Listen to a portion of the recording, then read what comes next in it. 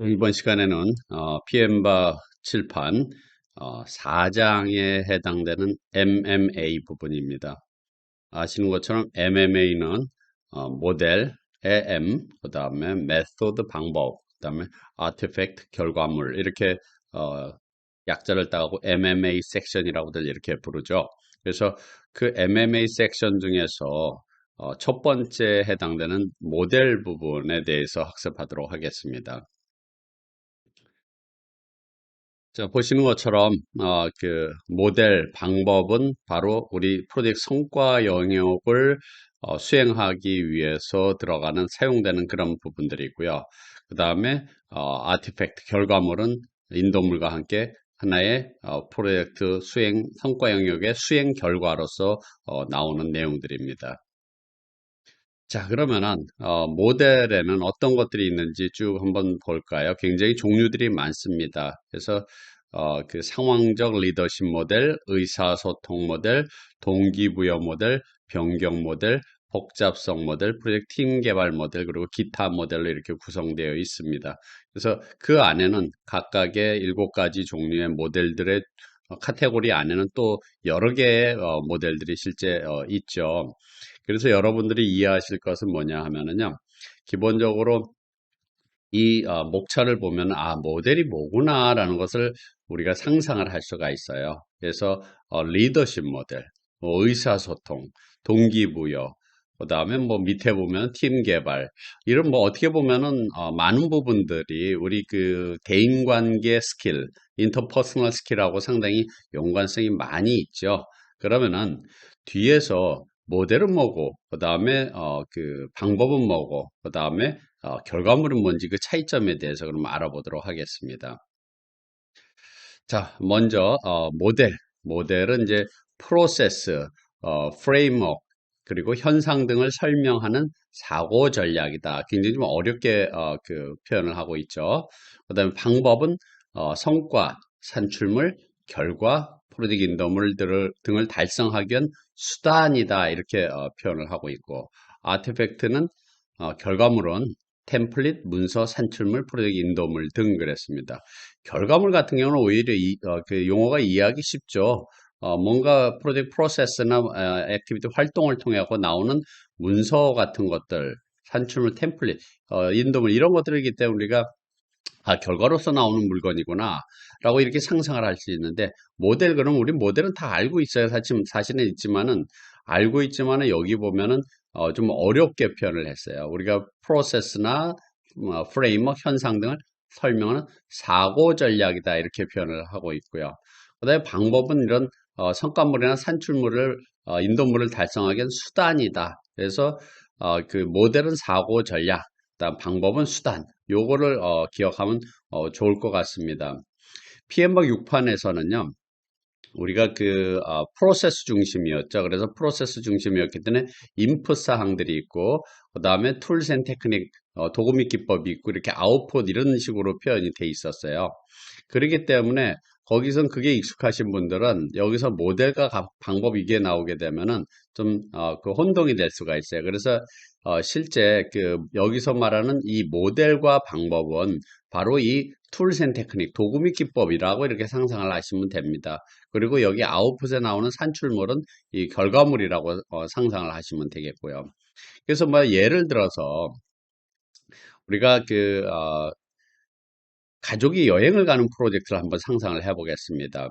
그래서 이 여행의 프로젝트 매니저는 아빠예요. 그래서 아빠가 가족들과 함께 여행 계획을 세우려고 그래요. 성공적인 계획을 작성을 하려고 하는데 어떻게 하면 이제 가족들을 다 계획 수립에 참여시켜 가지고 그들이 만족하는, 온 가족이 만족하는 계획을 수립할까, 이런 것들을 이제 생각을 하는데, 먼저 첫 번째, 가족들이 어떤 방법으로 서로 의견을 주고받을지에 대한 소통 문제, 의사소통 문제를 잘 고려를 해야 되고, 그 다음에 가족이 흥미를 느끼도록 해가지고 가기 싫은 자녀들까지 포함해서 동기부여를 시키기 위해서 어떻게 노력할지에 대한 어떤 절차, 방법, 어떤 방법을 쓸까? 이게 바로 뭐냐면 모델이에요. 그런데 계획을 계획 수립을 하려면 방법이 있어야 될 거 아닙니까? 모여서. 그래서 모여서 계획 수립을 하려고 하는데 각자 사전에 자료를 수집을 하고 데이터를 수집하고 자료를 수집해서 분석한 후에 가족들이 모여서 수행하는 플래닝 워크샵, 같이 계획을 수립하는 워크샵을 하자. 이렇게 여러 차례 개최해 갖고 계획을 수립하자 이렇게 적용했단 말이죠. 그런 기획회의 이런 것들은 하나의 방법이 될 수가 있는 거죠. 그럼 이 계획회의를 통해서 여행 스케줄이라든지 또는 여행에 필요한 예산이라든지 이런 것들을 우리가 기타 활동 계획을 우리가 수립을 했다. 그럼 그게 뭐냐? 바로 결과물이 되는 거죠.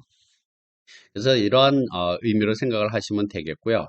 그래서 다시 이렇게 쭉 보면은 오른쪽에 제가 이 각각의 모델, 방법, 메소드 그리고 아티팩트 결과물 이 세 가지 MMA에 대한 부분들에 대한 주요 목차들을 여기다 쭉 나열을 했습니다. 그러면은 요걸 보시면은 요 하나의 내용 목차를 보시면은 모델이 무엇이구나라는 게 느낄 수가 있어요. 그래서 리더십, 의사소통, 동기부여, 변경, 그다음에 복잡성, 팀 개발 요런 거에 사용되는 사고 전략. 그래서 그게 모델이고 그다음에 데이터를 수집하고 분석하는 방법, 산정하는 방법, 회의 및 행사 방법, 이게 메소드구나 라고 이렇게 상상을 하시면 되겠고요.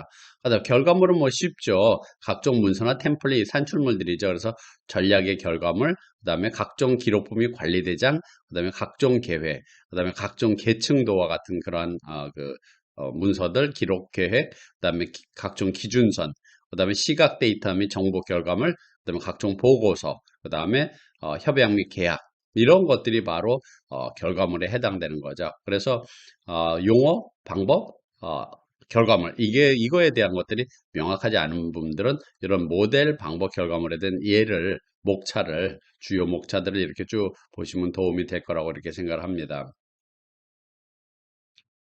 그러면은 제일 먼저 그러면 우리가 이제 이번에서는 제일 먼저 뭘 학습합니까? 모델에 대해서 이제 학습을 할 겁니다. 근데 그냥 모델 그리지 않고 PM박에서는 일반적으로 사용되는 모델을 이렇게 썼어요. 그러니까 그 일반적으로 사용되는 모델이라는 의미는 뭐예요? 여기에 이렇게 우리 프로젝트 관리에서 사용된 모델 목록이 쭉 있는데 이게 전부는 아니다라는 거죠. 그래서 다른 것들도 사용되는데 중요한 거, 가장 일반적으로 많이 쓰여지는 모델들에 대해서만 여기서는 다루고 있다라는 의미에서 일반적으로 사용되는 모델인데 그냥 모델 그렇게 생각하시면 되겠습니다. 자, 먼저 모델이란 뭐냐?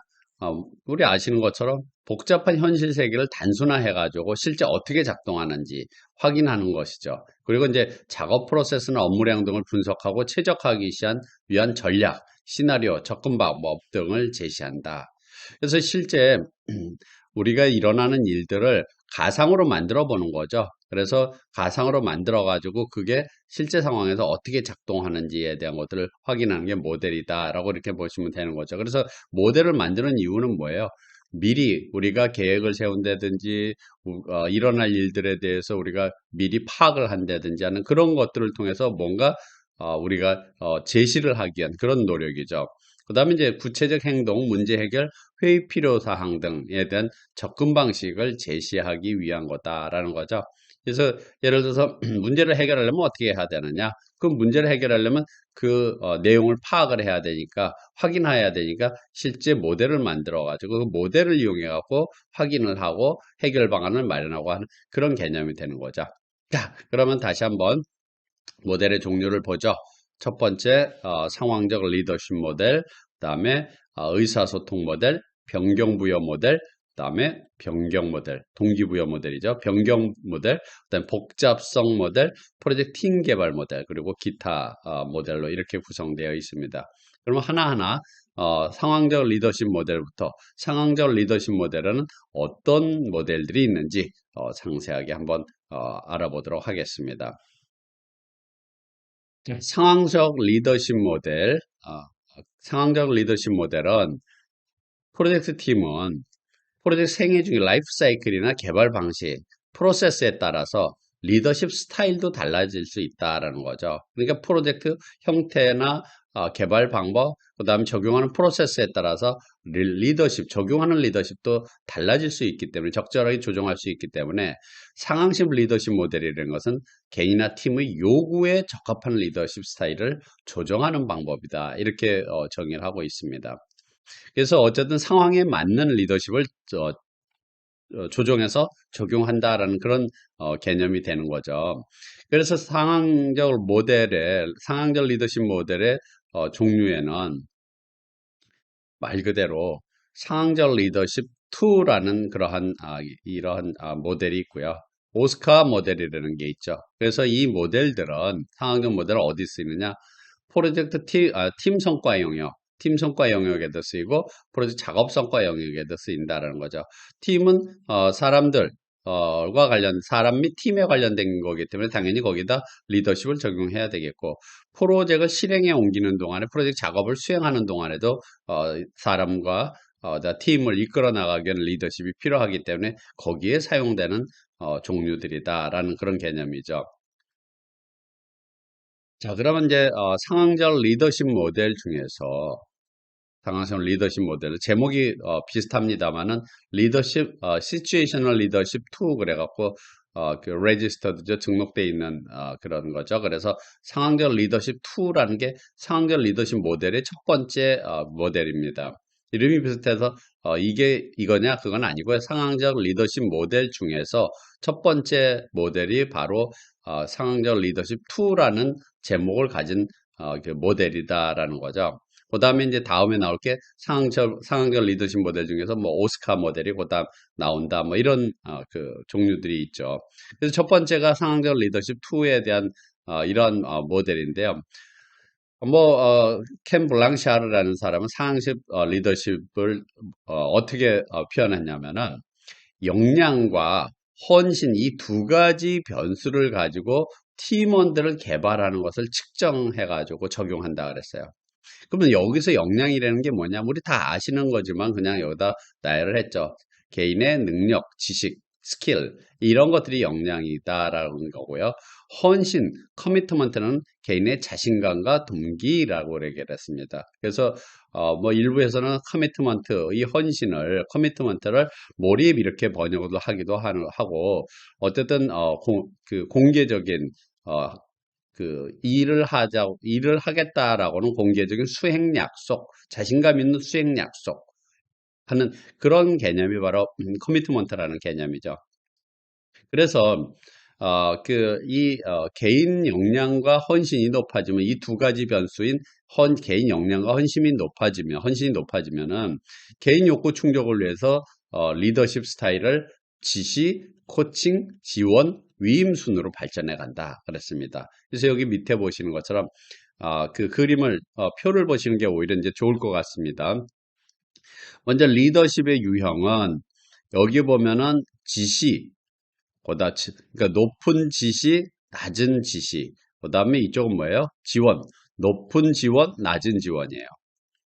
그러면은 그 지원은 낮고 그 다음에 지시는 높은 게 이런 그 경우가 바로 지시형이고 그 다음에 지원도 높고 그 다음에 지시도 높은 그러니까 지시도 높고 지원도 높은 게 바로 지도형. 그 다음에 지시는 낮고 지원은 높은 게 지원형. 그리고 지시도 낮고 그 다음에 그 지원도 낮은 게 바로 위임형. 알아서 해라 라는 그런 개념이고요. 그 다음 왼쪽을 보시면은 하나가 바로 컴피터스 역량이고요. 그 다음에 이쪽이 바로 헌신이에요. 그래서 M1은 뭐예요? 역량과 헌신이 낮은 팀원들의 유형이 되는 거죠. M2는 그 역량은 낮지만 하고자 하는 자신감과 동기는 높은 경우가 되는 거고요. M3는 뭐예요? 역량은 그 높은데 자신감과 동기는 낮은 경우. M4는 역량도 높고 자신감과 동기도 높은 이러한 형태의 네 가지 유형으로 사람들을 분류했어요. 그래서 어떻게 해야 되느냐? 각 그 팀원의 유형에 따라서 적절한 리더십의 유형을 적용해라라는 거죠. 그래서 M1일 경우에는 S1을 적용하는 게 좋겠다라는 거죠. 그래서 M1이라는 것은 뭐예요? 낮은 역량과 낮은 헌신을 갖고 있는 팀원에게는 S1 지시형 리더십이 적합하다라는 그런 개념이 되는 거죠. 예를 들어서 초보자들한테는 조직에서 초보자들한테는 명확한 지시를 내리는 게 좋겠다라는 그런 방법이고요. 그 다음에 M2 낮은 역량과 그 다음에 높은 헌신도 팀원에게는 S2와 같은 지도형 리더십이 적절하겠다. 그래서 의욕이 넘치는 그러한 사원의 제안을 받아들이고 이렇게 하는 방식을 좋겠다라는 거고요. 그 다음에 M3 같은 경우에는 뭐예요? 높은 역량과 그죠? 높은 역량과 그 다음에 낮은 자신감, 동기를 갖고 있는 팀원에게는 그다음에는 그 S3에 해당되는 지원형을 리더십을 적용하는 게 좋겠다라는 거죠. 그래서 예를 들면 그거죠. 뭐 권태기가 된 그러한 중간 관리자급한테는 함께 뭐 그 의사결정에 참가해라. 그다음에 일부 책임을 같이 공유하고 이렇게 부여를 하는 리더십의 형태가 좋겠다라는 거죠. 그 다음에 마지막 M4에 해당되는 것은 당연히 그 역량과 헌신이 높은 그러한 팀원들에게는 위임형 리더십을 적용해다라는 거죠. 그래서 또 뛰어난 상급자한테는 권한을 위임하고 맡겨라라는 그런 개념이 되는 거죠. 그래서 이렇게 거기에 맞는 역량과 헌신을 가지고 이 변수에 맞춰갖고 리더십을 적용하는 이런 이론이 우리가 상황적 리더십 2에 해당되는 부분입니다. 자, 상황적 리더십 모델의 두 번째는 오스카 모델 그래가지고 다른 말은 이제 오스카 코칭과 멘토링 모델이라고 이렇게 얘기를 합니다. 그래서 위트워스하고 길버트라는 사람이 만들었죠. 이것은 오스카 모델은 개인의 개발 실행 계획을 지원하기 위한 코칭 및 리더 스타일을 적절하게 적용을 하는 거죠.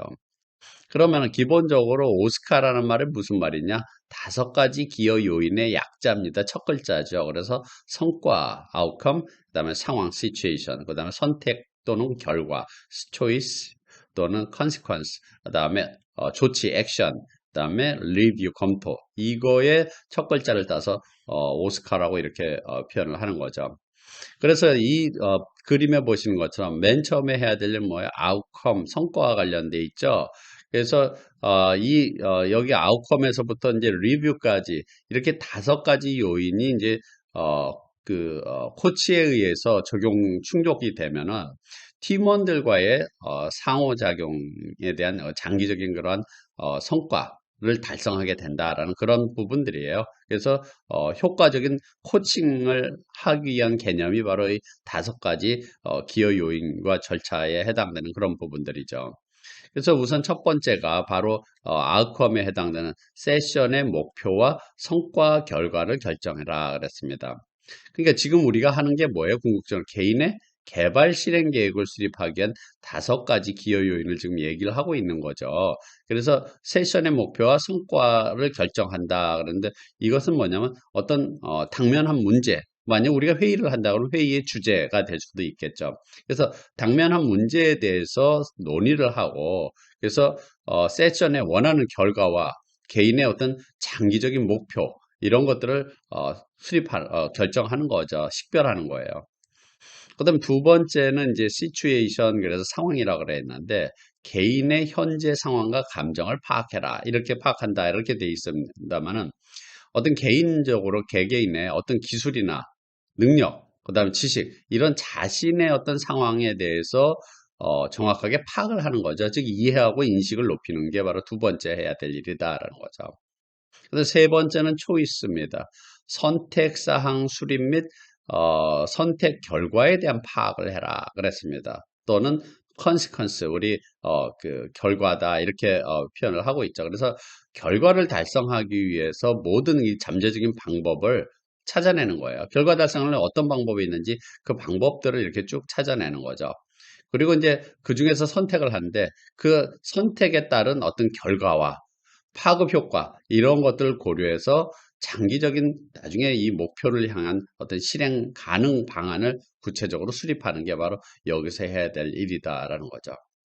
그 다음에 액션, 조치죠. 그래서 선택된 프로세스의 즉각적인 다음 단계를 결정한다 그랬습니다. 그래서 뭐 지금 뭔가 우리가 이제 앞에서 수립한 것을 액션, 조치를 하는데 개선할 수 있는 부분 그리고 이제 구체적인 개선 그 방법을 그 식별해 갖고 실행에 옮기는 그런 부분들이 이제 조치에 대한 그런 부분이죠.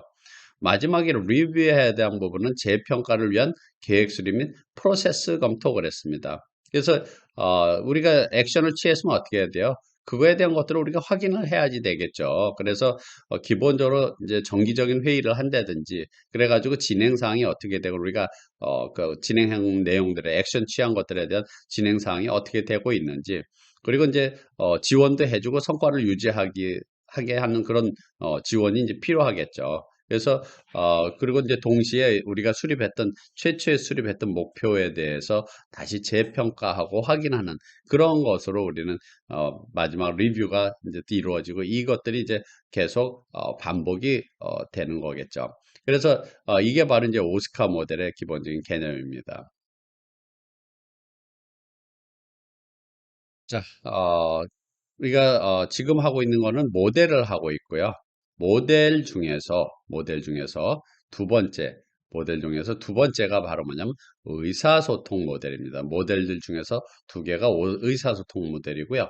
의사소통 모델에는 세 개가 있어요. 서로 다른 문화 간의 의사소통, 의사소통 채널의 효율성, 실행 및 평가 격차라는 세 가지 모델이 이 의사소통 모델에 들어있는 거죠. 그래서 의사소통 모델은 발신자 수신자 모델로 알려진 의사소통 모델을 기반으로 한다라는 거죠. 그래서 발신자 수신자 모델이라는 것은 굉장히 유명한 모델이죠. 그래서 발신자 입장에서 sender 그 발신자 입장에 갖고 그 sender가 발신자가 자기의 머릿속의 생각을 그 뭔가 그 암호로 만들어 갖고 그 다음에 뭐예요? 그 미디어를 통해 갖고 그 매체를 통해 가지고 전달을 하죠. 그러면 리시버 수신자는 뭐예요? 그것을 그 암호를 다시 디코딩 해갖고 자기 생각과 지식으로 이해를 하고 그 다음에 그것을 이렇게 피드백을 해주는 이러한 모델이 이제 일반적인 발신자와 수신자에 대한 모델이죠.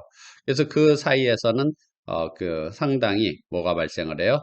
그 의사소통을 방해하는 장애 이런 것들이 발생하는데 그걸 우리가 노이즈라고 이렇게 표현을 하죠. 장애 장벽들을. 이런 게 굉장히 유명한 발신자 수신자 모델이죠.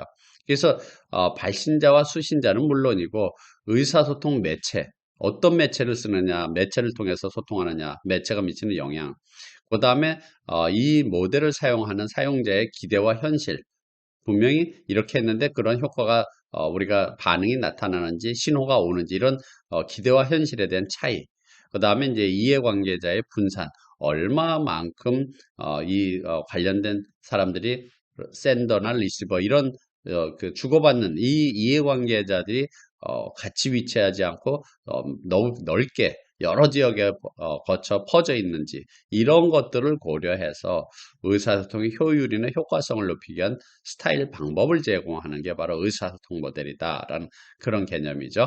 그래서 다시 한번 보면은 서로 다른 문화 간의 의사소통 채널의 효율성, 그리고 실행 및 평가 격차 이렇게 세 가지가 바로 의사소통 모델에 해당된다라는 거죠. 그럼 이 내용들을 하나하나 보도록 하겠습니다. 자, 의사소통 모델의 첫 번째는 뭐예요? 서로 다른 문화 간의 의사소통을 했습니다. Cross Cultural Communication을 했습니다. 그래서 이거는 이 의사소통 모델은 메시지 자체와 메시지 전송 방식이 발신자와 수신자의 지식, 경험, 언어, 사고의 의사소통 스타일과 그 다음에 수신자와의 관계 및 그에 대한 고정관념이라는 거죠. 그러니까 다시 얘기하면 뭐예요? 보내는 사람과 받는 사람이 갖고 있는 지식이나 경험, 언어에 따라서 또는 스타일에 따라서 굉장히 그 의사소통이 제대로 될 수도 있고 안 될 수도 있다라는 그런 개념이죠. 그리고 이제 그들 사이에 이 두 사람 사이의 관계나 그들에 대한 고정관념들도 굉장히 영향을 받을 수 있다라는 그런 개념이죠. 그래서 발신자가 갖고 있는 지식과 경험, 규범, 가정, 마찬가지로 수신자가 갖고 있는 그런 부분들, 그리고 이제 그 전달하는 과정에서의 언어나 따른 소통 스타일, 고정관념의 상호관계, 이런 것들이 영향을 받는다라는 거죠. 예를 들어서 발신자가 뭐 우리 뭘 예를 드냐면은 스트럭처 그럴까요? 스트럭처라는 관련된 내용을 보냈어요. 메시지를 보냈어요. 그런데 이 발신자는 무엇을 하는 사람이냐? 소프트웨어 엔지니어예요. 그럼 소프트웨어에서 얘기를 하는 스트럭처하고를 관련해 갖고 보냈는데 이 수신자는 이 사람은 뭘 해요? 컨스트럭션. 즉 건설과 관련된 컨스트럭션 엔지니어예요. 그러면 이 사람이 생각하는 스트럭처는 완전히 또 다른 의미를 갖고 있는 거죠. 그래서 그들이 갖고 있는 지식이나 경험 이런 것들에 따라서 우리가 소통에 영향을 받게 되는데 그래서 우리가 이런 것들을 위해서 분명히 이런 의사소통에는 이런 장애와 그다음에 장벽 이런 배리어가 있다라는 것을 잘 고려해 가지고 소통에 유의해야지 된다라는 그런 강조를 하는 내용이 바로 여기서 말하는 서로 다른 문화 간의 의사소통이다라는 거죠. 그래서 갖고 있는 고정관념, 상대방에 대해서 예를 들어서 그거죠. 상대방이 굉장히 높은 사람이에요. 그러면 이 높은 사람이 지시를 받으면은 그게 옳고 그르건 간에 무조건 좋은 얘기다. 뭐 이렇게 인정해버리는 그런 것들도 있을 수가 있겠고요. 스테레오타입이라는 그런 것들도 우리가 무시 못하는 그런 부분들이다라는 거죠. 자, 두 번째 의사소통 모델 볼까요? 두 번째 의사소통 모델은 보시는 것처럼 의사소통 채널의 효율성 그랬습니다. 이 채널의 효율성은 효율성과 effectiveness와 그 다음에 풍부성, richness를 기반으로 의사소통 채널을 설명하는 모델이에요.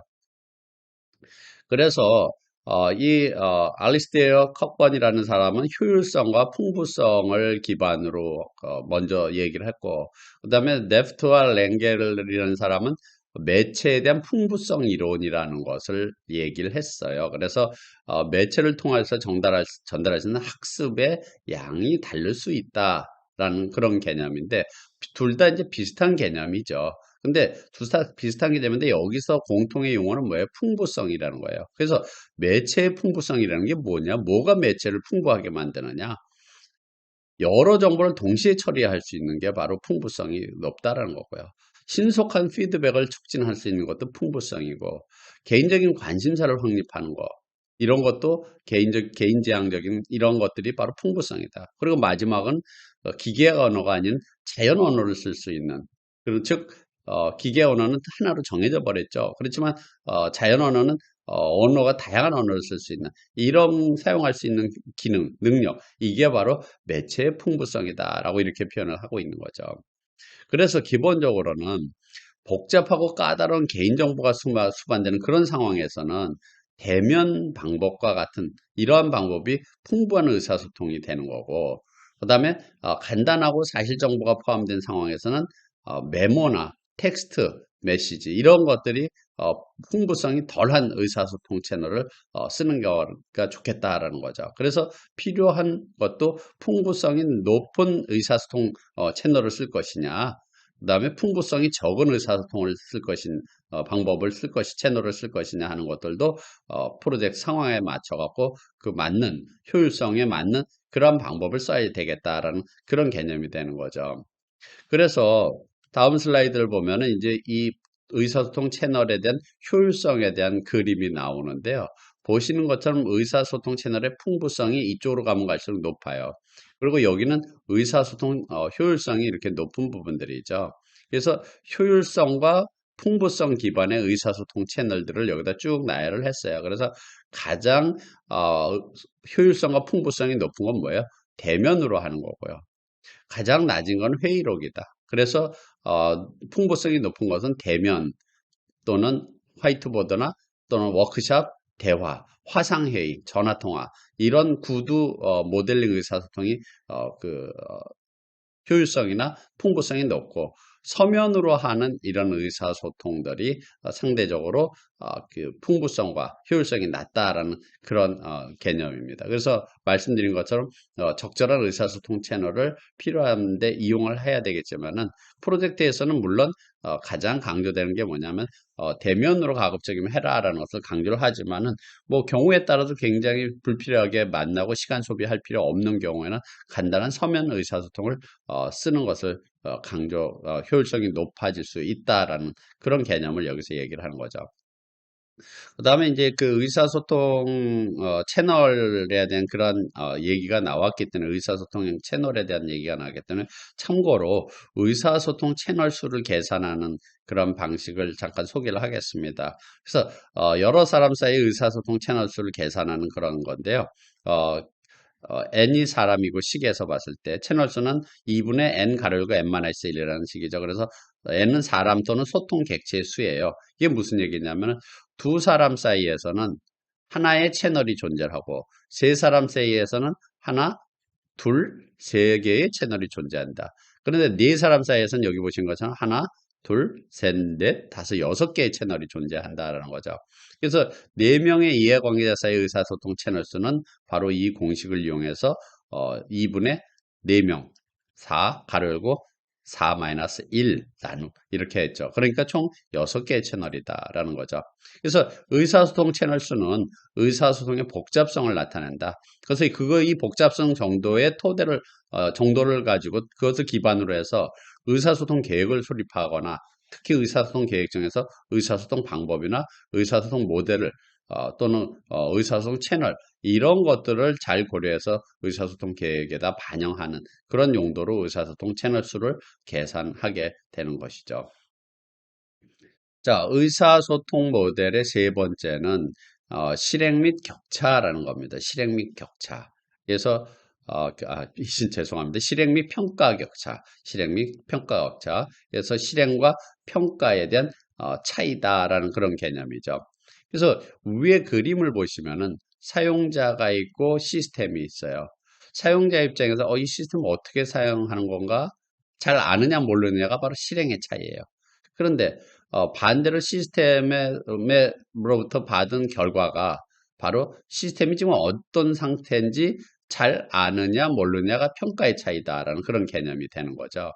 그래서 다시 정리를 하면은 실행 및 평가 모델에서는 기본적으로 실행 격차가 있고 평가 격차 있단 말이죠. 실행 및 평가 격차이기 때문에 실행 격차, 평가 격차가 있는데 실행 격차는 개인의 기대치에 일치하는 수준이 높냐 낮냐 하는 그런 부분들이죠. 그래서 어떤 항목이 사용자의 의도와 그 의도를 위해서 할 수 있는 것이나 하고자 하는 것이 제대로 지원되느냐 안 되느냐의 차이다라는 거죠. 그러면 실행 격차라는 게 뭐냐? 밑에를 보죠. 실행 격차는 사용자가 시스템의 현재 상태를 쉽게 이해할 수 있는 정도, 사용자의 의도와 시스템이 허용하는 것의 차이. 요것만 봐도 무슨 말인지 참 이해가 안 가요. 그래서 예를 보면은 사용자가 조명 스위치를 보고 시스템의 현재 상태, 불이 켜져 있는지 꺼져 있는지에 대한 여부와 스위치 작동 방법을 쉽게 알 수 있는 정도가 바로 실행의 격차라는 거죠. 그래서 조명 스위치는 금방 보고 우리가 불이 켜져 있구나 꺼져 있구나 이걸 알 수가 있어요. 그리고 이제 이렇게 누르면 켜지는구나 이런 걸 우리가 쉽게 알 수 있는데 그게 바로 뭐냐면 실행의 격차가 작다라는 거죠. 그래서 사용자가 시스템의 현재 상태를 이해할 수 있는 정도 그리고 의도한 시스템이 허용하는 것의 차이. 그런데 어떤 기계는 어떤 장치를 보고서는 기본적으로 이게 어떻게 돼 있는 상황을 어떻게 돼 있는지 잘 모른다든지 이거 어떻게 작동하는지 잘 모른다. 그러면은 실행 격차가 크다라는 거죠. 자, 두 번째는 뭐예요? 평가 격차죠. 그래서 사용자가 항목을 해석하고 효과적으로 사용하는 방법을 발견하도록 돕는 척도다 그랬어요. 그래서 사용자가 항목을 해석과 방법이에요. 그러면 여기 보시죠. 평가의 격차는 사용자가 수행한 작업이 성공적이었는지 여부를 인지하고 해석할 수 있는 용이성 정도, 이 해석이죠. 그 다음에 시스템이 그 상태에 대한 관한 정보를 수신하기 쉽고 해석하기 쉽고, 그 다음에 시스템에 대한 사람의 생각과 일치하는 형태로 제공하는 경우가 이제 평가의 격차가 작아지는 거죠.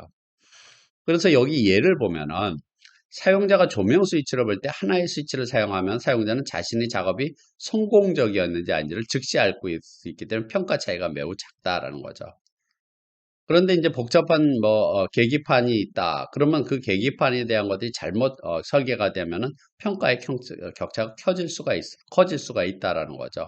내가 작동을 했는데 이게 제대로 작동하고 있는지 안 되는지 판단하기 어렵다라든지, 또는 그 방법을 이게 그 인식하는 방법을 우리가 거기서 금방 알아채기 굉장히 어렵다 그러면 평가의 격차가 크다라는 거죠. 그래서 평가의 격차가 큰 예는 우리가 컴퓨터에서 여기 오른쪽에 그림이 있죠. 이렇게 컴퓨터나 핸드폰 같은 데를 이렇게 사용한 다음에 로딩 상태로 이렇게 톱니바퀴 모양이 계속 돌아가고 있는 거면은, 내가 이 시스템에서 내가 뭔가 액션을 했는데 그 반응에 대해서 우리가 해석할 수가 없는 상황이 되는 거예요. 지금 어떻게 되고 있는 거야? 계속 뱅글뱅글 톱니바퀴만 돌아가고 있는데 이거 어떻게 되는 거야?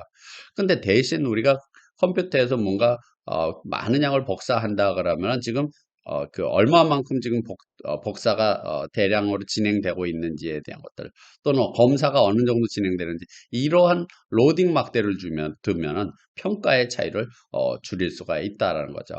그래서 이런 실행에 대한 차이, 평가에 대한 차이, 그것을 상당히 우리가 의사소통할 때는 줄여야지 된다라는 그런 개념에서 실행 및 평가 격차 모델이 있다라는 것을 참고로 알아두셨으면 좋겠습니다.